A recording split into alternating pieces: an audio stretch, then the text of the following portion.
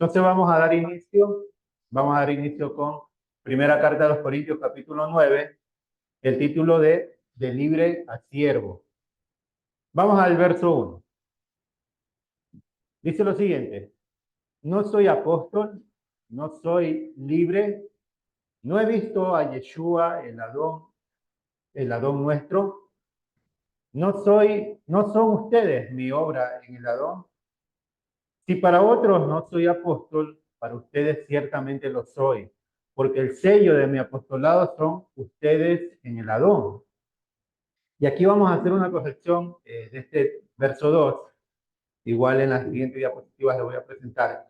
Pero vamos viendo desde el inicio lo que Pablo está haciendo. Vemos como una defensa, ¿no? Está haciendo una defensa de su ministerio, de lo que él fue escogido, a lo que él fue ordenado a hacer. Y entendemos que todo esto es por los problemas que estaban suscitando, digamos, en los primeros capítulos, ¿no? Vimos que había una división, que unos decían, yo estoy de este bando, yo estoy del bando de acá.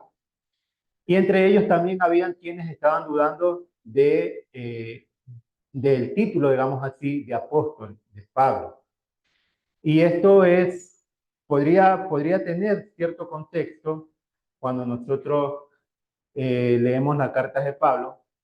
Voy a ser un poco crítico en esto. En Gálatas, en algún momento lo hemos mencionado, que en la versión que tiene Marción, la versión de Marción, bueno, la versión construida o reconstruida de Marción, reconstruida a partir de qué? A partir de los testimonios patrísticos, Tertuliano, Orígenes,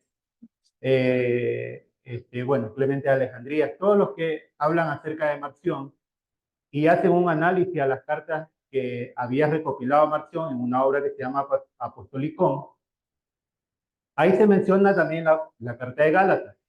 Cuando Tertuliano hace un análisis de la carta de Gálatas de Marción, omite versos que nosotros tenemos en la Biblia, que es en el capítulo 1, desde el verso 1 hasta el verso 16, está completo, está igual, pero omite desde el verso 17 hasta el final del capítulo 1, ¿no? Y de ahí, desde el verso 16 del capítulo 1, salta al capítulo 2. Entonces, ¿qué vemos en estos capítulos? Vemos que Pablo habla acerca de que después de que él recibió la revelación, él subió a Jerusalén. También habla de su ida a Arabia, pero todo esto se encuentra omitido en el testimonio de Tertuliano sobre el Gálatas de Marción. No sabemos si tal vez Tertuliano lo omitió de forma consciente o inconsciente. Creo que tal vez habría sido de forma inconsciente si es que lo omitió. Pero ¿qué pasa aquí? Que nos está mostrando un Pablo que ya en el capítulo 2 dice que después de 14 años subió a Jerusalén. No sabían de Pablo nada hasta después de 14 años. Entonces, tiene un poco digamos, no hay un contexto fiel a lo que dice Hechos de los Apóstoles, porque Hechos de los Apóstoles muestra a un Pablo que recibe la revelación, luego se va a Damasco, luego sube a Jerusalén, y en Gálatas, según estos versos que están omitidos, dice que después de 3 años subió a Jerusalén y de ahí no volvió a subir después de 14 años. Entonces, por este tipo de análisis que nosotros hacemos, entendemos por qué muchos dudaban de Pablo como apóstol. Y entre ellos también estaban los padres de la iglesia. Había muchos padres de la iglesia que no estaban de acuerdo en que Pablo era un apóstol. Y muy probablemente se trata de todo esto lo que les estoy mencionando, ¿no? Que si es cierto la evidencia de Tertuliano sobre la carta de Gálatas de Pablo, vemos a un Pablo que no sube a Jerusalén sino después de 14 años. Entonces, por eso ahí nosotros vamos a entender por qué muchos dudaban del apostolado de Pablo y Pablo aquí vemos que lo está defendiendo. Entonces, ya entendiendo un poco este contexto que les compartí, podemos comprender por qué dice Pablo, no soy apóstol, no soy libre, no he visto a Yeshua, el Adón nuestro, no son ustedes mi obra en el Adón. Si para otros no soy apóstol, para ustedes ciertamente lo soy, porque el sello de mi apostolado son ustedes en el Adón. Y ahí yo les puse aquí en el verso 2, en el cuadrito amarillo, yo les puse lo siguiente, una traducción de cómo está en el griego. Dice, si para otros no soy apóstol, al menos para ustedes sí lo soy, pues el sello de mi apostolado son ustedes en Corinto. Ahí vemos que cambió la última palabra, que sería Adón. Esto que les comparto es del Códice Sinaítico. Aquí está en el Códice Sinaítico en el griego. Al final, hay una palabra que se abrevia, que tiene cierta similitud con la palabra curios, que se traduce como Señor. Entonces, parece que ahí tuvo que haber habido un error del traductor al español y le ha puesto el Señor en vez de Corinto, que sería la abreviatura al final. Entonces, ahí ustedes pueden hacer esta corrección que me parece igual más lógico, ¿no? Porque dice, porque el sello de mi apostolado son ustedes en Corinto. Tiene más sentido la oración ahí. Verso 3. Contra lo que me acusan, esta es mi defensa. ¿Acaso no tenemos derecho de comer y beber? ¿No tenemos derecho de traer con nosotros una hermana por mujer, como también los otros apóstoles y los hermanos de Ladón y Kefas? ¿O solo yo y Bernabé no tenemos derecho de no trabajar? Bien. Ahí pues ustedes pueden ver que habla en el verso 5 dice, no tenemos derecho de traer con nosotros una hermana por mujer. Y vemos que ahí utiliza dos palabras, ¿no? Porque podría haber dicho una esposa, ¿no? Pero utiliza hermana y la palabra que traducen como mujer, que sería como esposa, ¿no? Entonces ahí yo le puse un pequeño comentario del verso 5, dice, entre los primeros siglos del cristianismo, estamos hablando del cristianismo, algunos padres de la iglesia interpretaron estas palabras en algo que les voy a explicar más adelante en unos comentarios críticos. Entonces, vemos que aquí ahora Pablo está diciendo, también está llamando a la conciencia de los creyentes de Corintios y preguntándoles, ¿no? O sea, ¿ustedes creen que nosotros no tenemos derecho? Tenemos derecho, no tenemos derecho ni de comer, ni de beber, ni de tener una esposa o una hermana como esposa. Pero esto es algo de lo que participan los mismos apóstoles, los hermanos de Ladón y Kefas. Y aquí nos da otra evidencia de que Kefas sí tenía esposa también. O solo yo y Bernabé no tenemos derecho de trabajar. Vamos a la siguiente diapositiva. Ahí yo les traigo el comentario crítico de lo que les mencioné del verso 2, ¿no? Ahí ustedes pueden ver, este es el Códice Sinaítico y este es el Códice Vaticano. Si ustedes se dan cuenta, el escritor en griego utiliza la palabra en una contracción. No escribe Corinto completamente, sino que escribe esta palabra que abreviada es igual o se parece realmente a la palabra curio. Aquí también vemos lo mismo en el Códice Vaticano.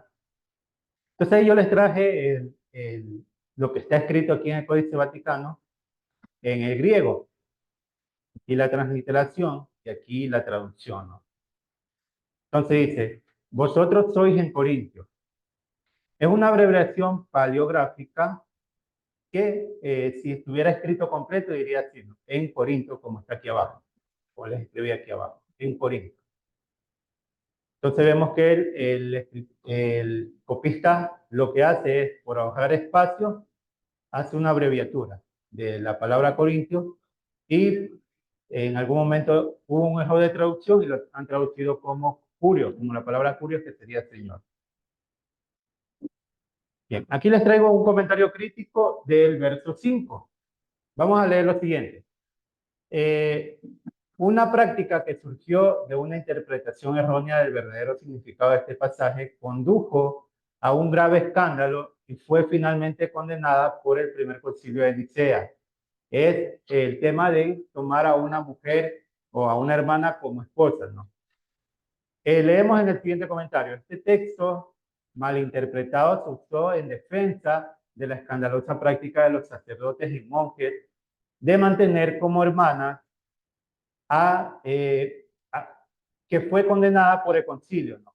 Algunos monjes utilizaban las palabras de Pablo y tenían a hermanas, digamos así, como acompañantes.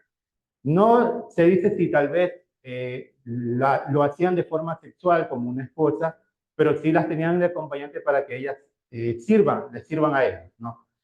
Pero dice que esta práctica fue condenada en el Concilio de Nicea, en el año 324-325. Y bueno, también vemos que Jerónimo nos deja un dato también ahí, ¿no? Sobre esto. Y vamos a leer, ¿no? Dice, Jerónimo critica duramente la práctica de los agapetai. Agapetai viene del verbo también de agapo o agape, que sería amor, ¿no? Como que dijera mi amor, ya. La práctica de los agapetai o hermanas espirituales que convivían con clérigos sin vínculo matrimonial. Esto es lo que escribe en una epístola que le dirige a una mujer llamada Eustoche.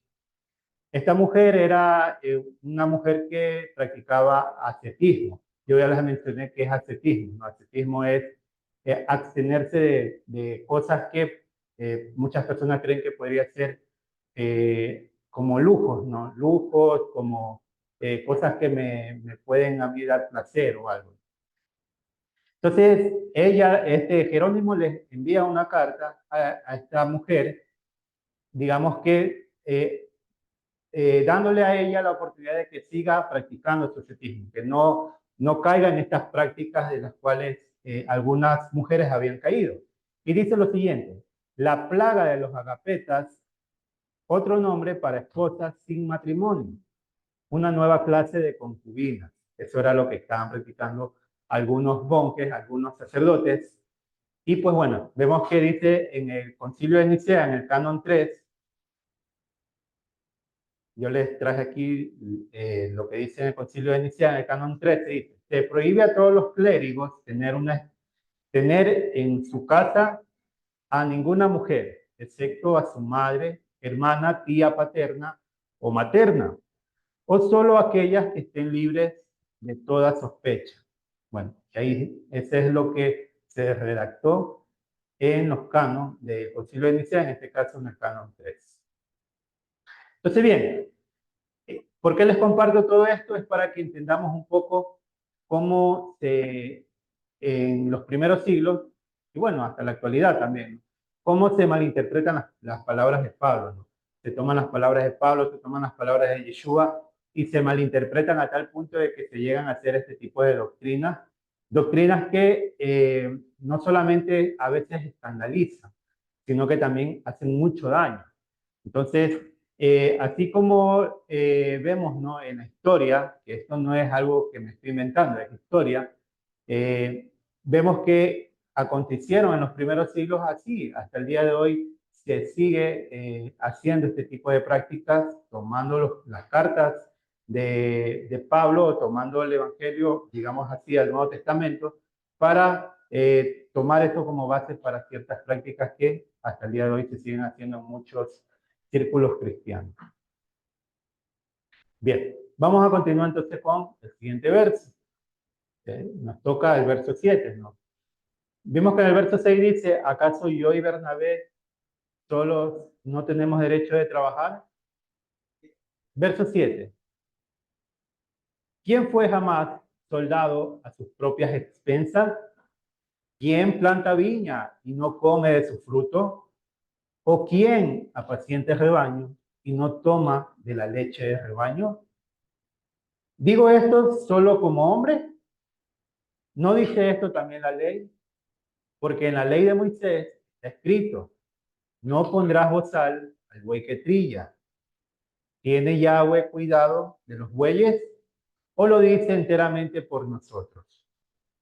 Pues por nosotros se escribió, porque con esperanza debe arar el que ara y el que trilla con esperanza de recibir del fruto. Si nosotros sembramos entre ustedes lo espiritual, es gran cosa si cegaremos de ustedes lo material.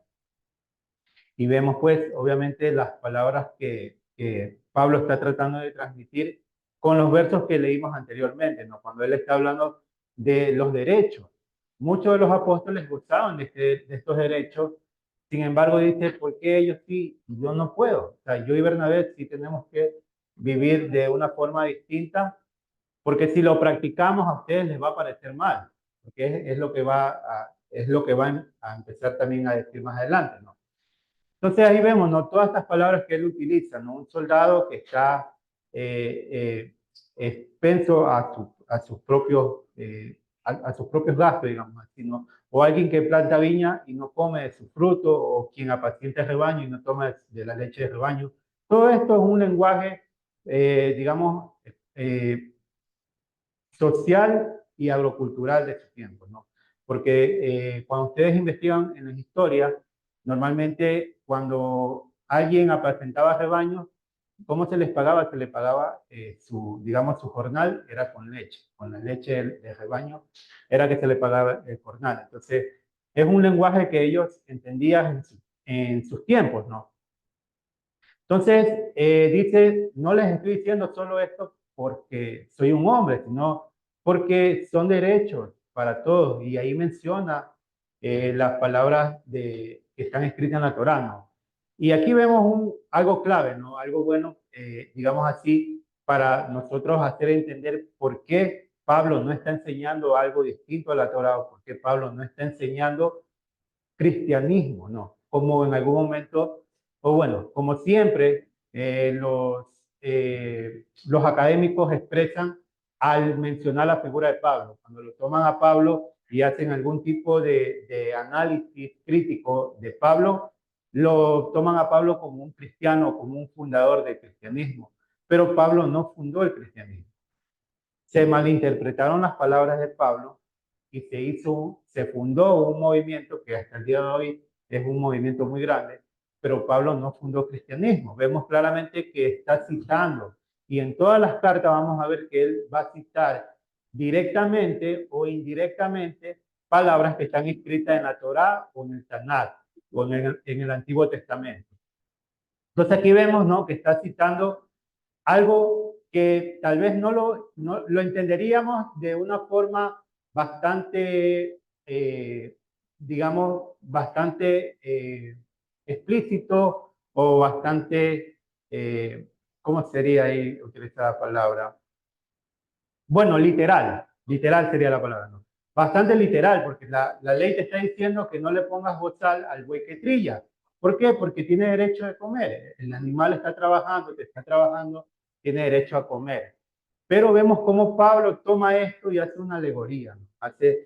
Alegóricamente él toma este verso y dice, no está hablando solamente del buey, o no está hablando del buey, está hablando de nosotros. Porque de la misma manera nosotros estamos trabajando para el Eterno o para el Adón también, el Adón Yeshua. Entonces vemos que toma o cita la Torah para hacer esta enseñanza.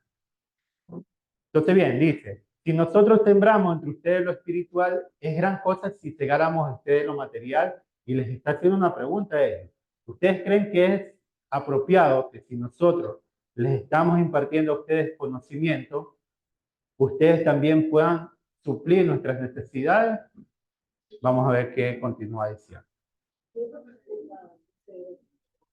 Si otros participan de este derecho, y ya vemos que esos otros que está hablando de los apóstoles, y no lo está diciendo en algo de una forma negativa, lo está resaltando para decir, en este caso, yo no soy el que quiero acceder a estos derechos por mi propia cuenta, porque yo deseo, porque yo anhelo algo de ustedes.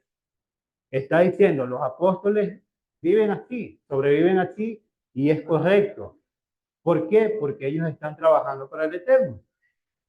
Dice, si otros participan de este derecho sobre ustedes, ¿cuánto más nosotros? Pero no hemos usado este derecho, sino que lo soportamos todo por no poner ningún obstáculo al buen mensaje del Mashiach, o al Evangelio, o a las buenas noticias. Y esto es clave, ¿no? Esto es clave y digamos que tiene cierto contexto con lo que también se menciona en Hechos de los Apóstoles, si es que no me equivoco, cuando él menciona de que que él nunca ha pedido, nunca ha deseado nada de nadie, sino que con sus propias manos él ha trabajado y más bien eso ha servido para ayudar. Sabemos todo el trabajo, toda la labor que tenía Pablo en cada una de las congregaciones a donde iba, y según ese contexto o según lo que está escrito, lo que está registrado, él trabajaba para poder solventar sus gastos, ¿no? Y también ayudaba con lo que hacía. Puede ser mucho o poco, pero ayudaba, ¿no? Entonces dice, sino que lo soportamos todos por no poner ningún obstáculo al buen mensaje del Mashiach. ¿No saben que los que trabajan en las cosas sagradas comen del templo y que los que sirven al altar del altar participan? Y todo esto también en un contexto del pueblo de Israel, ¿ya? En un contexto de la Torá, porque sabemos que la Torá ordena eso. En la Torá está ordenado, sobre todo en Números, en Levítico, donde se escriben más estas ordenanzas en cuanto a lo que hay que hacer en el templo, todo el servicio del templo, las ordenanzas para los levitas, para los sacerdotes, ahí está instaurado que ellos tienen que comer de las ofrendas, tienen que comer de los sacrificios. Entonces, vemos a Pablo tomando ese ejemplo y diciéndoles a ellos, ¿no saben que los que trabajan en las cosas sagradas comen del templo y que los que sirven al altar, el altar participan? Así también ordenó el Adón a los que anuncian el buen mensaje, que vivan del buen mensaje. Y cuando nosotros vemos en nuestras Biblias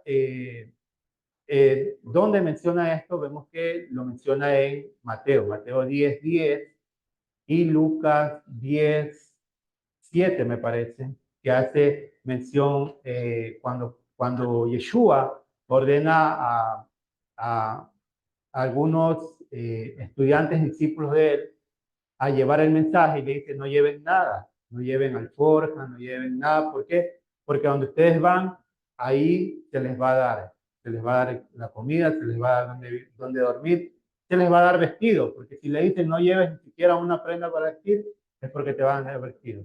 Y ahí dice, no, porque el obrero es digno de ser sustentado, no digamos salario, porque van a pensar que estamos pidiendo dinero, ¿no?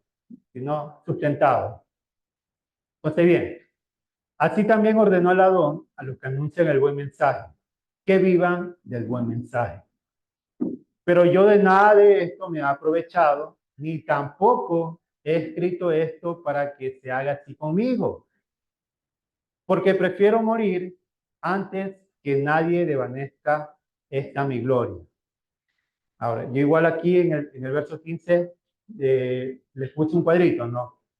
Ahí yo les puse una traducción de lo que diría en el Códice Sinaíti cuando dice, pero yo no he hecho uso de nada de esto y no escribo esto para que así se haga conmigo, porque prefiero morir antes de que alguien me quite mi motivo de orgullo. Y lo que quería resaltar es esta palabra, ¿no?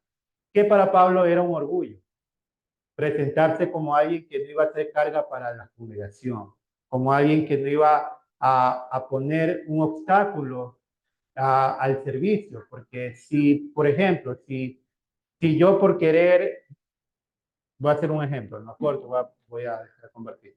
Si yo por desear que los hermanos me sustenten, estoy haciendo un ejemplo, que los hermanos me sustenten, yo voy a hacer una carga para ellos y yo voy a poner un obstáculo para el servicio, entonces prefiero no hacerlo, como dice Pablo.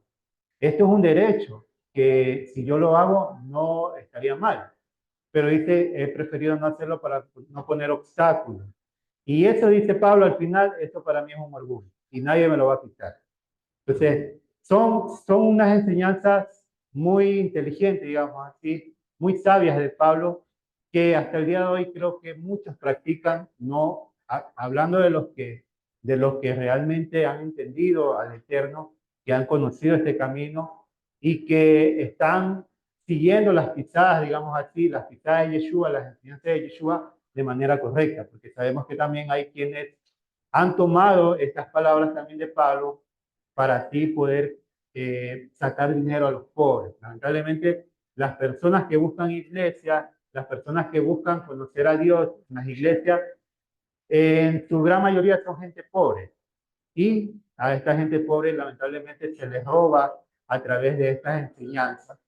Y pues bueno, vemos que igual hay otros que siguen estas enseñanzas de Pablo y en eso dice que tenemos que tener orgullo, ¿no? Porque de esta manera, como Pablo vivió, muchos estamos haciendo para que no haya obstáculo en el servicio ni en el mensaje o el buen mensaje que sería el Evangelio de el Eterno, el Evangelio del Reino. Bien, vamos al verso 16. Pues si anuncio el Evangelio o el buen mensaje o la buena noticia, no tengo por qué gloriarme, porque me es impuesta necesidad y hay de mí si no anunciar el Evangelio. Y estas son palabras, digamos que bastante claras y fuertes, ¿no? De parte de Pablo, porque dice, no es porque yo quiero, se me ha impuesto. Y si vemos el contexto de Hechos de los Apóstoles, vemos que se relata ahí que dice, porque este me va a ser instrumento, ¿no? Instrumento para llevar el buen mensaje. No iba a ser algo que él lo buscó, jamás buscó él hacer esto, pero Yeshua lo escogió y vemos que dice, me ha sido impuesta esta necesidad, esta labor, y hay de mí si no lo hago, porque ahí vemos las enseñanzas de Yeshua, ¿no? Cuando Yeshua enseña sobre los talentos, ¿no?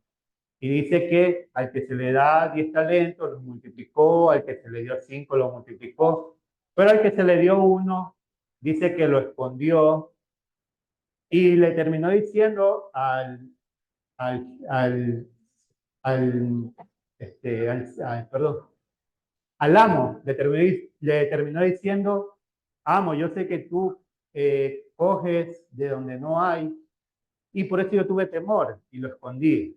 Lo escondí porque tenía miedo de perder esto. Y no le llama has sido sabio, ¿no? Le ha dicho siervo malo, vago, porque te di algo poco y no lo supiste multiplicar y a los que le di más, lo multiplicaron más. Entonces, estas son las mismas, es el mismo mensaje, digamos así, o una enseñanza casi similar que lo que Pablo está hablando, ¿no? De que cuando se nos impone hacer esta tarea, dice que hay de mí si no lo hiciera, hay de mí si no anunciaren las buenas nuevas. Por lo cual, si lo hago de buena voluntad, recompensa tendré. Pero si de mala voluntad, la comisión me ha sido encomendada, ¿cuál pues es mi galardón? Que predicando el Evangelio presente gratuitamente el buen mensaje del Mashiach, para no abusar de mi derecho en el Evangelio, con las buenas nuevas. Por lo cual, siendo libre de todos, me he hecho siervo de todos para ganar a mayor número. Y aquí vemos que utiliza las palabras que yo puse en el título, ¿no? de enseñanza, que dice, de libre me he hecho siervo. Déjenme abrir un momentito aquí la Biblia. Me dan un momentito, ¿ya? Bien. Entonces dice, por lo cual, siendo libre de todos, me he hecho siervo de todos para ganar a mayor número. Me he hecho a los judíos como judío para ganar a los judíos, a los que están sujetos a la ley.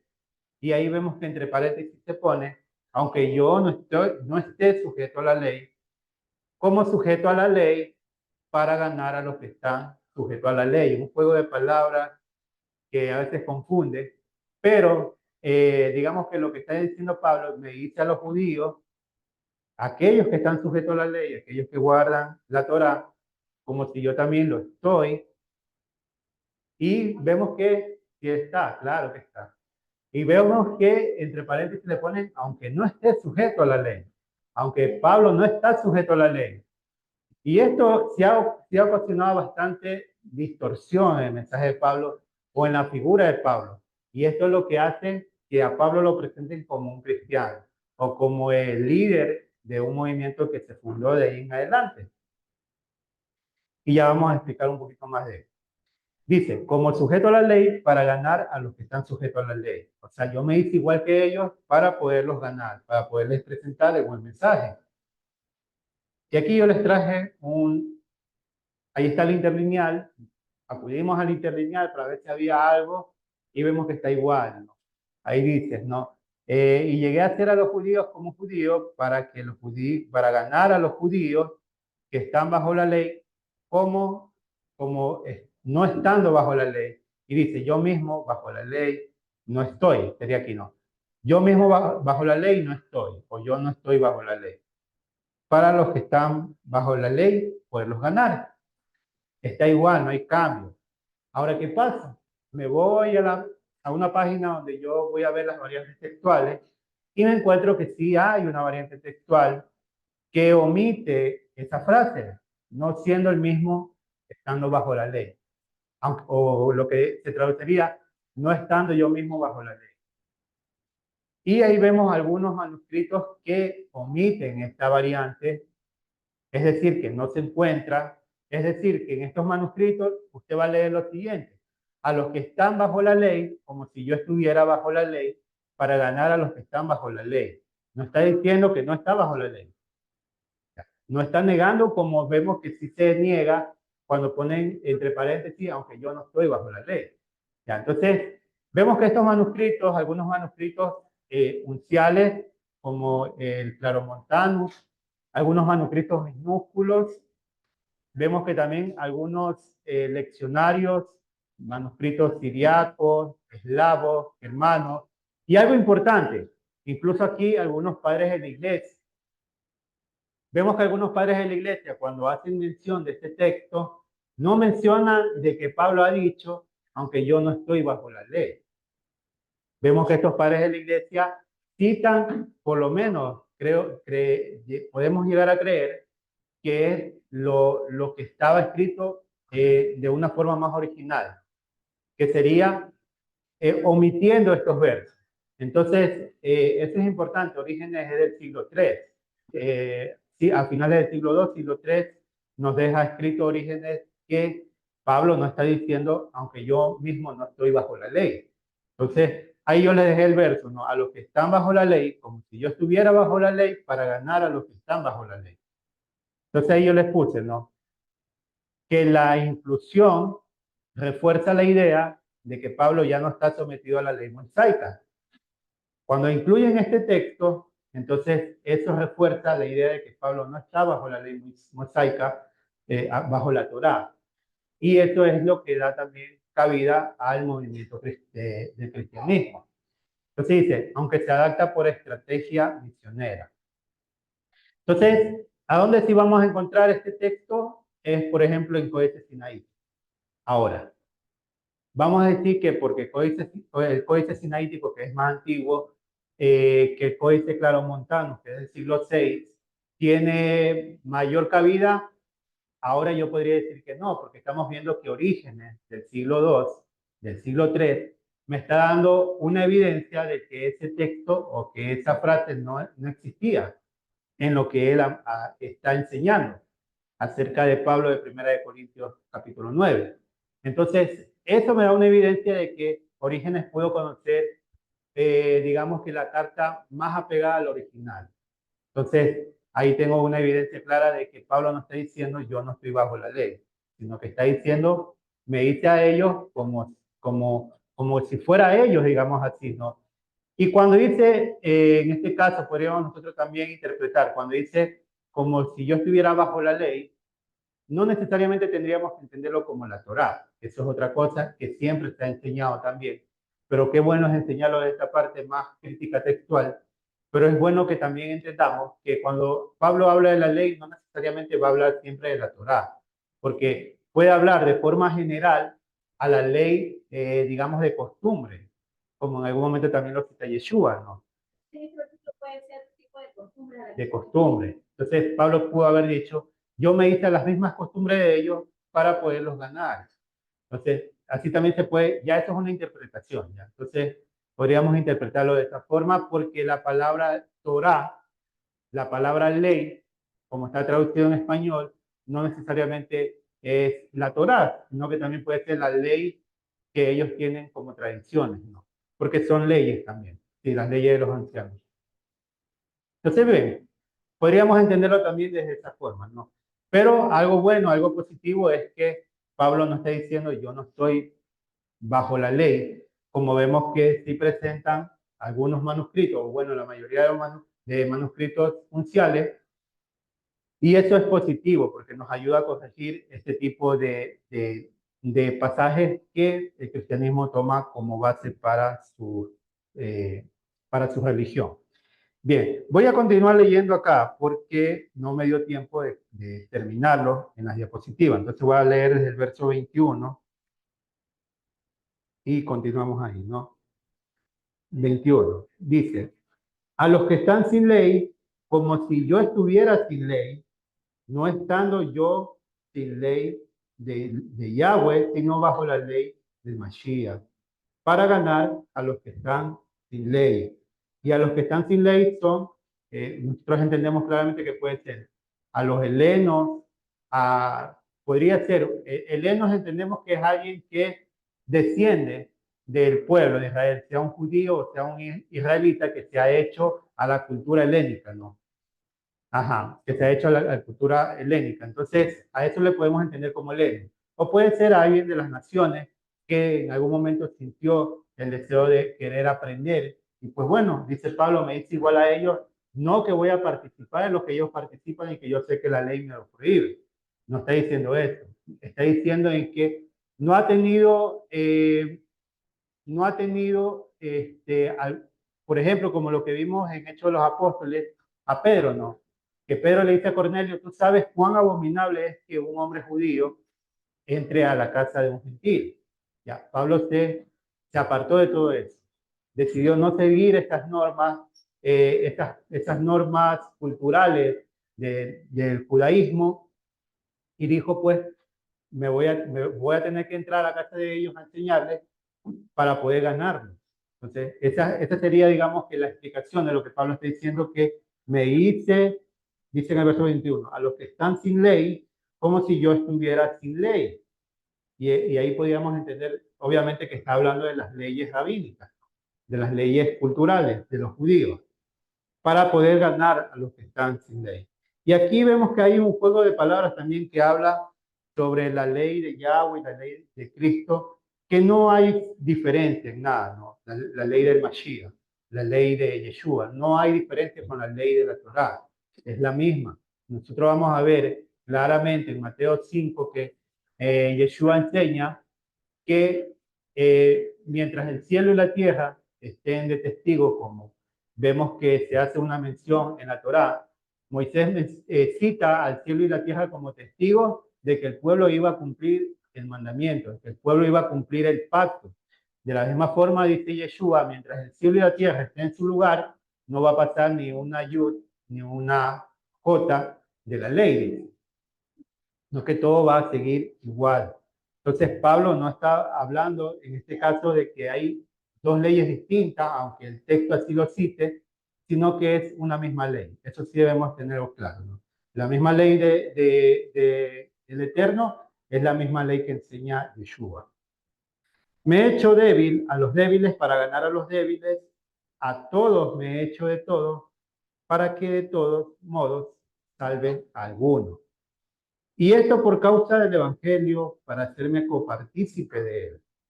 No saben, no saben que los que corren en el estadio, todos a la verdad corren, pero uno solo se lleva el premio. Corran de tal manera que lo obtengan. Todo aquel que lucha, de todo se abstiene. Ellos, a la verdad, para recibir una corona corruptible, pero nosotros una incorruptible. Y todo esto es bajo el contexto de Corinto. Entendamos que Corinto está en un lugar ubicado donde se hacían juegos. En estos casos habían 4 tipos de juegos. Uno de esos son los juegos íxmicos que se celebraban ahí en Corinto. Y los juegos íxmicos son estos juegos donde al final el que ganaba pues dice que recibía una corona.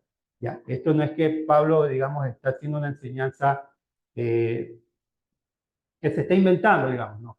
Les está haciendo una enseñanza bajo el contexto cultural que ellos iban a entender claramente. O sea, Pablo sí sabe qué les está hablando. Y les está hablando de los juegos hípicos. Bien. Entonces dice, ellos a la verdad van a recibir una corona corruptible, que era una corona de olivos, incluso en algún momento, según la historia, dice que era perejil seco, una corona de perejil seco. Dice, pero la de nosotros es una corona incorruptible. Así que yo, de esta manera, corro, no como a la aventura, de esta manera peleo, no como quien golpea el aire, sino que golpeo mi cuerpo y lo pongo en servidumbre, no sea que habiendo sido heraldo para otros, yo mismo venga a ser eliminado. Entonces, vemos un mensaje bastante claro de parte de Pablo y bastante elocuente, ¿no? Cómo Pablo está enseñando en este capítulo a la congregación de Corinto cuán importante es que ellos entiendan cuáles son los derechos de alguien que está sirviendo al Eterno. Y también algo que enfatiza él es que no lo vean como alguien sobrenatural, como alguien grande, sino como alguien que dejó de ser libre, porque parece mentira, pero en algún momento dejamos de ser libres. ¿Dejamos de ser libre en qué sentido? De que yo no tengo tiempo de decir, hoy es sábado, me voy a ir a la playa, me voy a ir por ahí. No puedo. ¿Por qué? Porque tenemos que cumplir un servicio. Nosotros tenemos que cumplir un servicio. Nosotros no podemos tomar a la ligera. Cualquier día, por ejemplo, si llegó el día lunes, fue la fiesta. No, no que el lunes me invitó mi tío, mi tía o mi mamá, mi papá a una fiesta, a una reunión de familia donde se van a reunir toda la familia y yo no puedo faltar. Pero es el día de la celebración, es el día de la fiesta del Eterno. Somos esclavos del Eterno. Nosotros no somos libres. Y esas son las palabras de Pablo, ¿no? Dice, somos, aunque éramos libres, dice en algún momento, hablando de la libertad que puede tener normalmente la gente de afuera que no conoce el Eterno y que vive como ellos puedan vivir, dice, nosotros nos hemos hecho esclavos y aquí específicamente Pablo dice, nosotros nos hemos hecho esclavos de ustedes. ¿Por qué? Porque esto es lo que me han encomendado. Bueno, es una enseñanza muy buena la de Pablo que nos permite reflexionar y también nos permite corregir si en algún momento no hemos hecho las cosas como el Eterno nos ha demandado que lo hagamos y poder seguir creciendo y siendo buenos siervos, que es lo que el Eterno está esperando de nosotros. Entonces, mis hermanos, aquí